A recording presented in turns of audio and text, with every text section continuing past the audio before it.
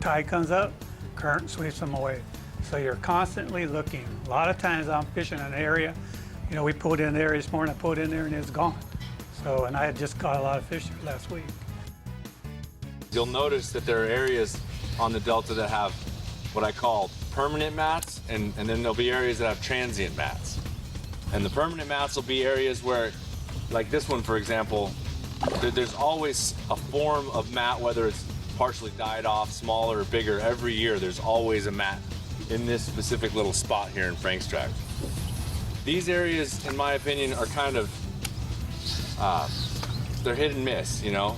The fish know there's always a mat there, so a lot of times they'll use them, but they don't tend to maybe use them all the time. I tend to do my best flipping in areas where I've fished in the past, but I'll find transient mats, which means a mat that maybe blew in from the last windstorm, or one that I didn't see in previous seasons that happens to all of a sudden start growing in a certain area. A lot of times those tend to have the areas where, you know, a mat that I might catch 10 or 15 fish out of in the course of an hour or two versus an area where I might catch 1 or 2 fish.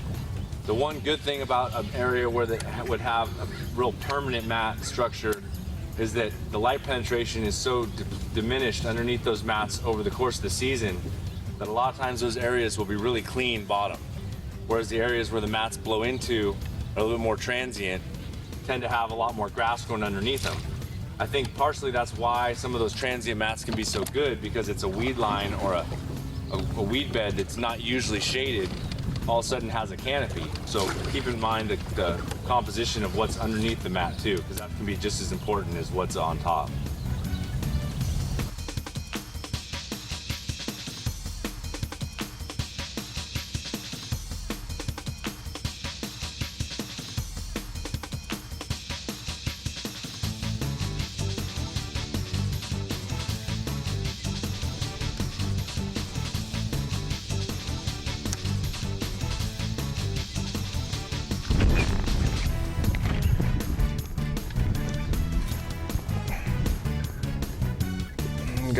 Got one here, but oh.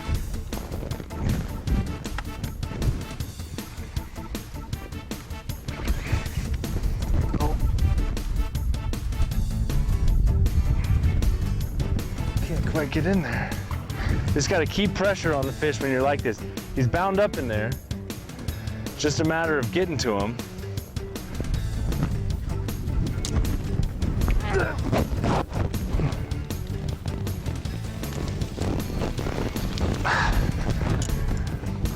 It's all a matter of just getting in there and keeping them tight. Because see, they're hooked really nice when you get them finally, but it's a nice Delta fish.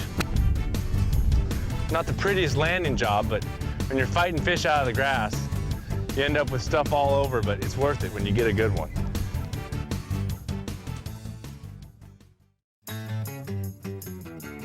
When you guys are punching, I want to go over some of the vegetation. It's real important that when you're looking out here that you know what you're seeing. I think one of the most important one is your pennywort and your hyacinth, and then your hippie grass, which is the ones you see behind me, look like little thin leaf stuff with the little yellow flowers. Those have roots that go to the bottom. Your hyacinth and your pennywort, they go wherever the current or the wind blows them to, so they're actually in good places to fish. I'm going to show you some examples. This is the pennywort. It's a little round leaf like this, and they're usually layered all over the surface, and they have subsurface weeds like this. So their roots are like this, and this stuff just floats around in our delta. And you know, at times they're probably about 4 inches thick. Then we have the hyacinth, and see that root? So whenever you have this is like a canopy, and then you put this together, you have a shade like a canopy, and then you have this root system. What I do is I'll take my jig and I'm gonna throw it in this grass, and a lot of times when you throw this stuff in there, it never drops through. But those fish will sit right here. They use this just like a rock pile in a lake. They use this for structure. So those fish will sit right here. So my object is take this, flipping this skirting in beaver or whatever you're using, or havoc, and I want to drop it in and leave it right here. You don't let it go to the bottom. Probably 90% of my bites come right here because the fish is positioned right here. So you want that jig right here. Then after I let it sit for about 5 seconds, and then I'll let it go down to the bottom. So when you look at all this grass, you have to be able to visualize what's underneath it, and then you'll catch more fish.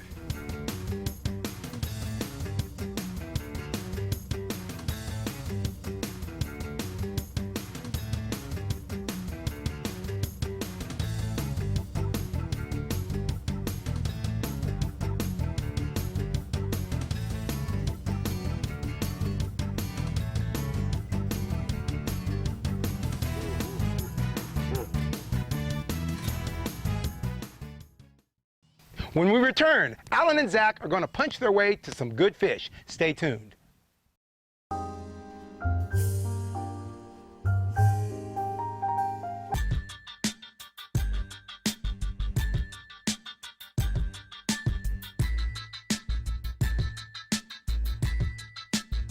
want to talk to you about the Biggie Series crankbait. I got it in 2 sizes. One is Papa, which is the one bait shown here, and I have a smaller version called Smalls. The squirrel bill crankbait is definitely designed for fishing all different types of shallow cover. You know, it's got basically a square bill to it, and what it is it allows you to throw that crankbait over wood, and when it hits there and it bumps the wood, it'll roll over the wood and continue on its normal path. Also, when you're fishing grass, it'll allow you to get that bill into the grass, and you snap your rod, and what it'll do is it'll pop up some grass, and it'll actually trigger fish into striking. And fishing this thing around the grass, and fishing it around the wood, and fishing it around rocks. All these are great places to throw the Biggie Series crankbait so you can catch more fish.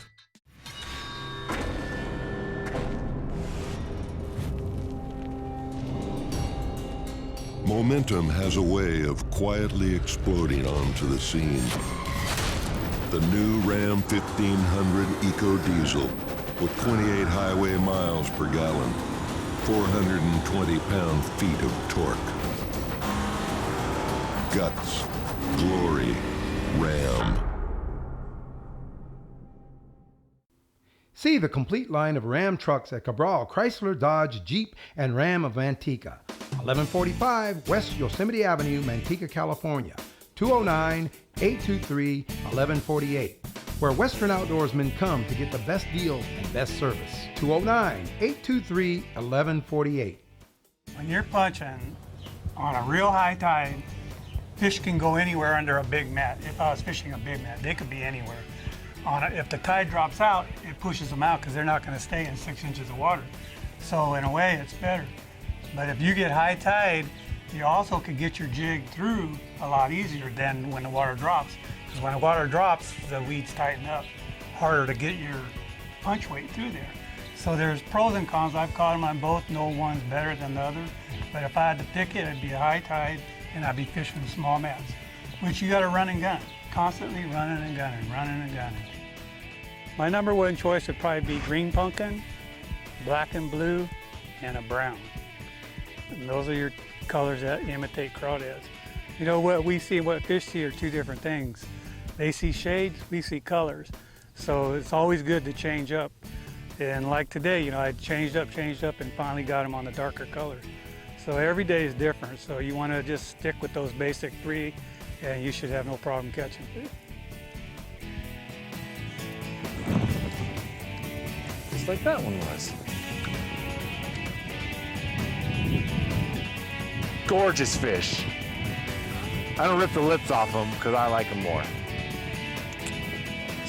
Gotta give him a kiss though. But see, he was right there where he's supposed to be, you know.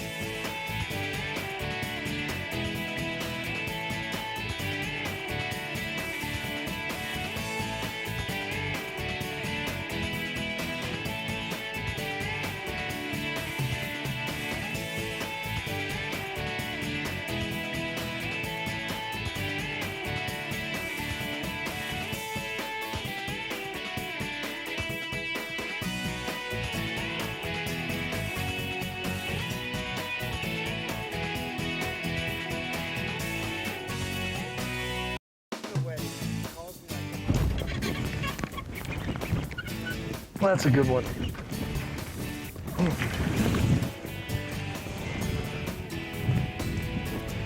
That's a little bit more how you want to do it. A little bit more controlled. Not quite as big as the other one, but a really nice delta fish.